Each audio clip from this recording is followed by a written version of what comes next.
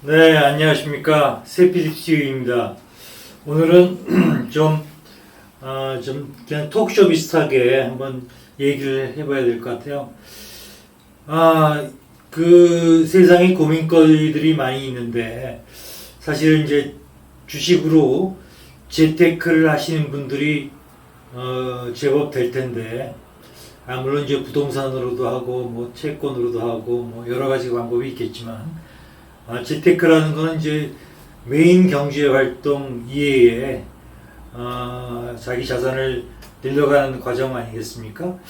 그래서 이제 주식으로 재테크하는 사람들의 고민 뭐 이런 거 지금 2025년 3월 24일 이런 시점에서 얘기를 한번 해보고 있는 것입니다. 네. 편하게 하겠습니다.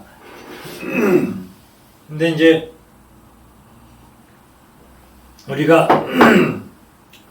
이제 이렇게 미국을 상징하는 이 그러니까 미국 주식을 지금 우리가 주로 하지 않습니까? 한국 주식도 좀 하고 있습니다만은 한국 주식도 조금 뭐 10% 20% 하는 걸로 좀 했는데 별로 그렇게 재미가 없습니다, 사실은. 그렇게 하고 우리가 지금 어차피 그 미국 주식이 트럼프가 당선된 이후에 그 기대감에 의해서 상당히 많이 올랐다가 지금 많이 떨어져 있는 상황이에요. 지금. 그렇기 때문에 좀 대부분의 사람들이 좀 심기가 별로 안 좋죠. 그렇지만 일희일비 하지 마시고 항상 투자는 자기 책임이다 하고서 좀 생각을 하시고서 thinking 그 다음에 시스템적인 투자 뭐 이런 걸 해야 될 것 같아요. 자, 이거는 이제 황소하고 곰이에요. 경제라는 것이 올라갔다가 떨어졌다, 올라갔다 떨어졌다, 이게 사이클이 있다고 얘기들 많이 하잖아요. 그게 비즈니스 사이클입니다. 비즈니스 사이클, 경기 순환. 그래서 예를 들면 이제 대주기가 있고 중주기가 있고 뭐 소주기가 있고 그럽니다. 우리가 계획을 세울 때 우리 경제 개발 뭐 5개년 계획 뭐 이렇게 얘기도 하잖아요. 그래서 그게 이제 주로 단기 계획인데 초단기 계획 말고 국가 같은 데서 그다음에 중장기 계획이 뭐 한 20년, 뭐 장기 계획은 뭐 롱텀 플랜 할 때 한 30년 정도 이렇게 보고 있습니다. 그러니까 우리가 재테크를 한다 그러면 한 10년, 5년 정도는 보셔야 된다. 그래서 좋은 주식을, 좋은 기업을 찾아서 장기적으로 보유를 하는 것이 상당히 좋다. 뭐 이렇게 얘기를 하고 있는 거죠. 샀다 팔았다 말고. 그래서 이제 경기의 상승과 하강을 정책적으로 이제 주도를 하시는 분들이 정치인, 행정가들, 뭐 이게 이제 기업가들도 마찬가지. 기업가들은 이제 기업을 하시는 분들은 글로벌적인 경제에 다 노출되어 있기 때문에 이제는 뭐 다 한 국가 내의 일만 있는 게 아니고 무역도 하고 또 원자재를 수급도 하고 또 사고 팔고 뭐 이런 거 다 있기 때문에 더더구나 또 인력 시장도 서로 오픈이 되어 있기 때문에 다 그렇습니다. 그래서 지금 여기 지금 황소가 있고 곰이 있고 그렇습니다. 이 황소는 이제 우리가 황소 불마켓이라고 하고 좀 올라가는 상승장, 비용이 좀 떨어지는 좀 수비적인 장세를 얘기를 한 거죠. 그래서 이 그림이 상당히 시사하는 바가 큽니다. 이게 전부 다 이 지도가 세계 지도 아닙니까? 이게 지금 뭐 여기 한국도 있고 미국도 있고 유럽도 있고 그렇습니다. 아프리카도 있고 이러한 상황 속에서 지금 기업체들이 다 반도체만 해도 삼성전자, 하이닉스, 뭐 TSMC, 인텔, 뭐 퀄컴 많은 기업들이 있습니다. 거기서 이제 그 하나 종목을 선정해 가지고 우리가 수익을 보면서 하는 거죠.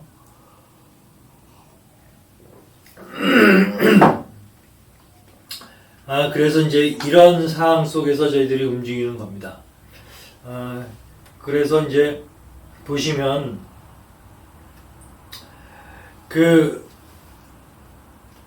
자, 이거가 이제 대표적으로 이제 이게 그래프를 보시면 샀는데 오늘 이 시점에 샀는데 이 시점에 샀는데 떨어지는 거죠. 이렇게 떨어지는 거죠.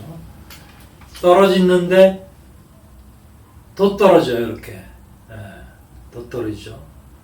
그러면 어떻게 하겠어요? 그럼 또 뭐 기다리는 수도 있죠. 그러니까 더 떨어지는 거죠. 그래서 여기서 뭐 워터링이라고 또 추가 매수를 했어요. 단가를 낮추려고. 근데 더 떨어졌습니다. 더 떨어졌어요. 그죠? 더 떨어지면 뭐 계속 횡보를 하고 뭐 이렇게 하니까 대부분의 사람들이 어떻게 되죠? 어떻게 되죠? 대부분의 사람들은 여기서 그냥 뭐 갈아탄다든지 손실을 실현한 거죠. 리얼라이제이션, 손실을 실현하고서 아주 그냥 부채, 적자, 손실을 확정하는 거죠. 확정하는 경우가 생기는 거죠. 근데 대부분 사람들이 이런데 또 이게 올라가는 장인 경우에는 또 계속 올라갑니다. 이렇게. 근데 우리가 여기서 10,000원어치 사는 게 아니잖아요. 만주를. 그죠? 100주 사고, 뭐, 심지어 50주 사고, 여기 올라가면서 좀, 괜찮네, 이 회사. 그래서 또 100주, 200주 더 사고. 이게 단가가 이렇게 많이 이렇게 올라가는 패턴을 그리는 그런 주식을, 찾았다 한들, 우리가 월급을 받는 입장에서, 여기서 계속 조금씩 산다는 거죠. 그러면 이게 이제 우상향한다고 하는 주식 아닙니까? 이런 경우라도 우리가 돈을 이 시점에서 만주를 한꺼번에 살 수가 없었기 때문에 돈이 없기 때문에 결국은 매달 조금씩 사는 경우에 어떻게 되겠습니까?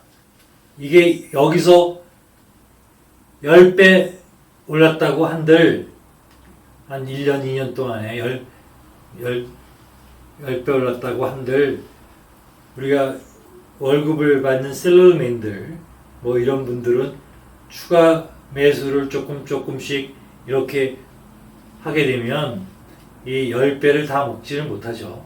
심지어 많은 사람들은 50% 먹었다. 그러면 뭐 팔죠. 한 2배 올랐다. 그러면 또 팔고, 뭐 그런 경우가 많습니다. 그러니까 이게 우리가 헬리콥터에 올라가서 이 산의 등산로를 보면 등산로가 다 이렇게 다 보이는 거죠. 그래서 그거를 우리가 사실은 플래닝 시어리 같은 데서 보면 바운디드 레셔널리티 이 한계가 있거든요. 우리가 지금 어디까지 볼 수 있는 예측력이 한계가 있어요. 사실은 우리가 내일 앞도 잘 모르죠. 사실은 그죠? 근데 지금 우리가 수업을 받고 있으면 수업은 되게 1시간 하지 않습니까? 속감하면 2시간 정도 하기도 하고 뭐 그런 경우에 그럼 이제 1시간 후에 내가 시간이 끝나면 식당 가서 점심을 먹겠다. 이 정도는 우리가 예측을 할 수 있는 거죠. 그런 걸 할 수 있는 거죠. 그 정도는. 그 정도입니다. 사실은 우리가. 그래서 bounded rationality를 maximize 한다. 이 한계가 있는 rationality, 합리성을 최대화하는 거죠. 우리가 지금.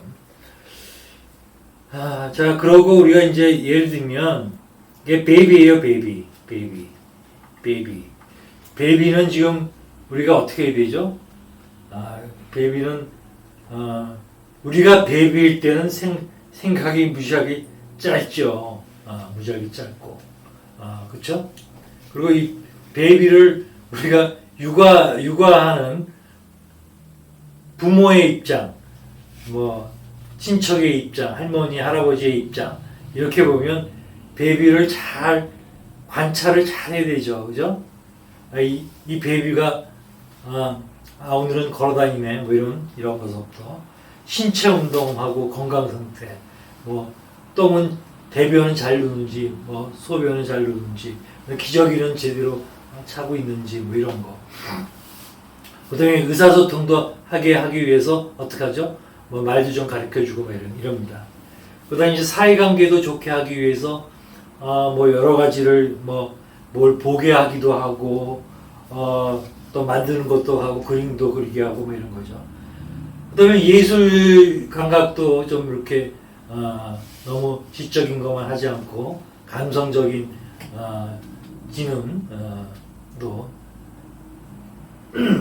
이지능이죠. 그래서 그런 것도 하기 위해서 색감도 가르쳐주고 막 그런 거 다 하는 거죠. 그래서 자연도 이렇게 하늘도 보게 하고 물도 보게 하고 그래서 종합적으로 이렇게 애를 키워나갑니다. 이게 우리가 지금 재테크도 우리가 지금 베이비 입장이에요. 사실은 어떤 주식을 살 때도 상당히 신중하게 하고 관리를 잘하고 해야 됩니다. 그래서 이 베이비고 제가 이 옆에다 지금 타자를 했어요. 타자. 야구 아시죠? 베이스볼. 미국에서 생긴 건데 9명이 하는 겁니다. 피차도 있고 캐쳐도 있고 퍼스트, 세컨드, 뭐 서드 뭐 이렇게 있습니다. 홈런도 있고. 근데 이 사람이 홈런 타자라고 해도 매번 홈런 치질 않죠. 그죠? 홈런. 한 시즌에 홈런 많이 쳐봐야 뭐 한 30개 칩니다. 35개 많이 치는 사람들. 그게 한 1위예요. 그죠? 그리고 안타를 친다고 해도 안타 확률이 뭐 4할 때 그죠? 4할 뭐 3할만 그 10개 타석에 등장해서 3번 안타 치고 1루를 밟고 나가면 아주 훌륭한 선수가 됩니다. 그러니까 지금 우리가 주식시장에서 너무 좀 슬퍼하거나 이렇게 할 필요가 없어요. 사실 자기가 종목을 사서 좋은 종목 사서 우리가 테슬라를 샀는데 뭐 엔비디아를 사서 뭐 한 50% 100% 먹었다가 갑자기 50%가 떨어졌어요. 그럼 50%밖에 안 된 거잖아요. 그죠? 근데 자기가 거기다 물을 더 탔어. 뭐 그러면 이제 결과적으로 따지면 한 20%밖에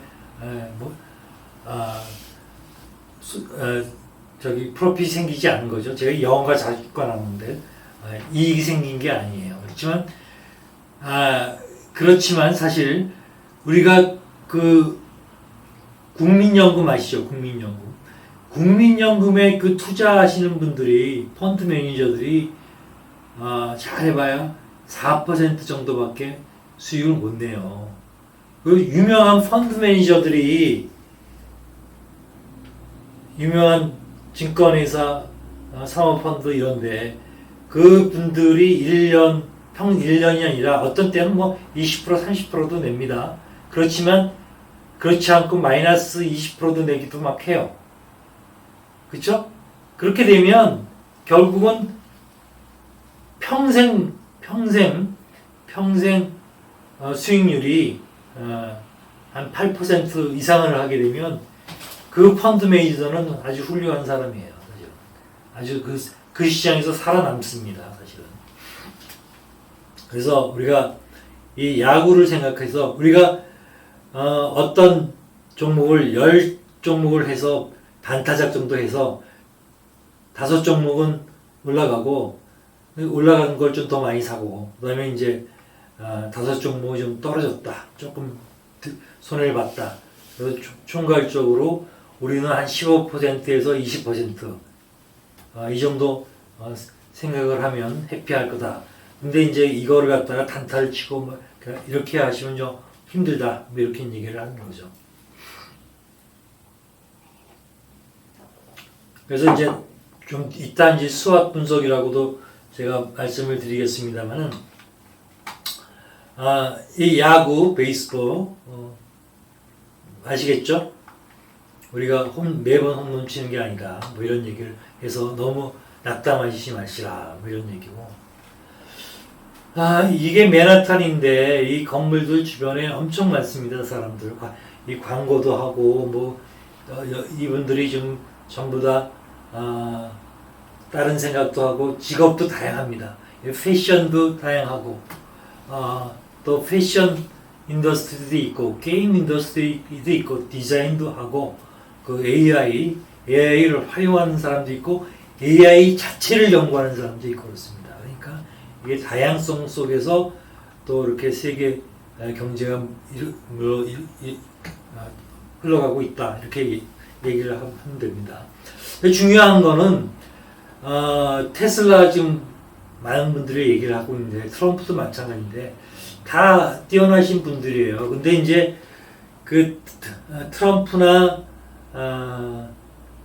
일론 머스크가 이제 그 민주당을 좀 싫어하고 하면서 공화당을 택했던 이유가 기업화 하시는 분이 이제 뭐 여기도 저기 왔다 갔다 그러는 경우가 많은데 일론 머스크는 이제 그 젠더 문제, 동성애 문제 뭐 이런 거에 대해서는 좀 생각이 뚜렷한 것 같아요. 그러니까 이제 동성애 이거는 반대다 뭐 이런 얘기가 있는 거죠.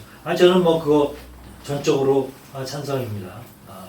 그러니까 민주당에서 하는 정책이 뭐 좋은 것도 있을 수 있어요, 사실은.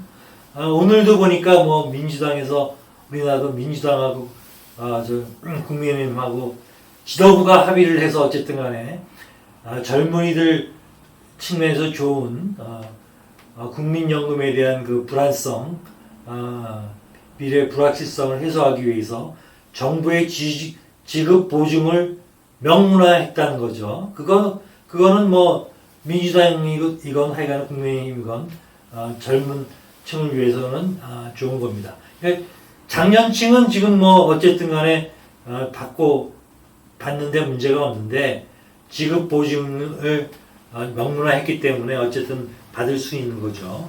어쨌든 간에 정부에서 빚을 내든지 간에. 근데 이제 모든 이게 좀 다른 쪽으로 갔습니다만은 뭐 모든 젊은이들이 조금 더 내더라도 많이 받는 걸 원하는 거죠. 그러니까 왜냐하면 그걸 다 알아요, 사실은. 우리 젊은이들이 다 스마트하거든요. 국민연금이 수익률이 괜찮다, 결국은. 그 다음에 노후 대비를 최소한으로 하는 게 좋겠다. 뭐 이런 것들을 다 하고 있는 거죠. 그 다음에 민간연금도 좀 하는 게 좋겠다. 그 다음에 부동산 재테크도 조금 하는 게 좋겠다. 뭐 이런 기본적인 그 상식적인 수준, 아니 상식이지만 그것도 단 전문성이 좀 필요한 거죠. 그런 것을 다 알고 있습니다. 그래서 이게 맨하탄 쪽에서 이게 월가가 있고 이런 쪽에 우리 세피디 TV 구독자 여러분 여기서 한번 맨하탄에서 한번 식사를 한번 하시는 것으로 한번 해보시죠. 그래서 어쨌든 우리가 테슬라 얘기를 했는데 테슬라 스왑 이게 이제 스트롱 위크네스하고 스트롱 포인트하고 오퍼튜니티 위협적인 트레이트닝 뭐 이런 거죠. 강점은 전기 기술, 뭐 시장 점유율 리더십이 있고 강력한 브랜드 인지도가 있고 고객이 상당히 충성도가 있어요. 그 다음에 AI 로봇 기술, 에너지 솔루션에 대한 통합 작업 방식이 있고 차량 한 대를 통한 방대한 데이터 수집이 가능하고 혁신적인 문화 최고의 인재를 유치하는 능력이 있다. 근데 약점이 지금 높은 자본 지출 요건이 있고 CEO 일론 머스크가 약간 좀 정치적인 리스크가 있습니다. 뭐 이런 얘기가 있어요. 하지만 어쨌든 간에 이 강점을 보시고 또 기회도 보시고 FST나 로보택시 서비스의 상용화 이게 이제 상당히 큰 메리트가 될 거라고 보는 거죠. 그 다음에 이제 그 스페이스X 기타 머스크 주도 벤처와의 잠재적 시너지 효과 요것도 저는 제일 크게 보고 있습니다. 그 다음에 다양한 산업 분야에 의한 휴머노이드 로봇 개발, 뭐 이런 거. 그 다음에 새로운 시장, 인도나 동남아시아로의 진출, 뭐 이런 걸 보고 있습니다. 되게 위협적인 것도 있어요. 자율주행 기술에 대한 규제 문제가 아직 풀리지 않았습니다. 네, 뭐 그런 거. 근데 이제 트럼프하고 친하고, 그 다음에 이제 미국의 정부의 그 효율성을 잡고 있는 그런 부서의 수장 역할을 하고 있으니까 됐죠. 그 다음에 원자재 비용이 변동하는 거 이런 것도 있습니다. 그 다음에 전기차 스타트업 간의 경쟁도 심화될 가능성도 있다. 뭐 이렇게 되고 있습니다. 어쨌든 우리 새PD TV에서는 다양한 토크쇼, 다양한 주제로 이슈 개발해서 여러분들하고 얘기를 나눠보도록 하겠습니다. 어쨌든 맨하탄에서 한번 식사를 한번 해보도록 하겠습니다. 네, 새PD TV입니다. 감사합니다.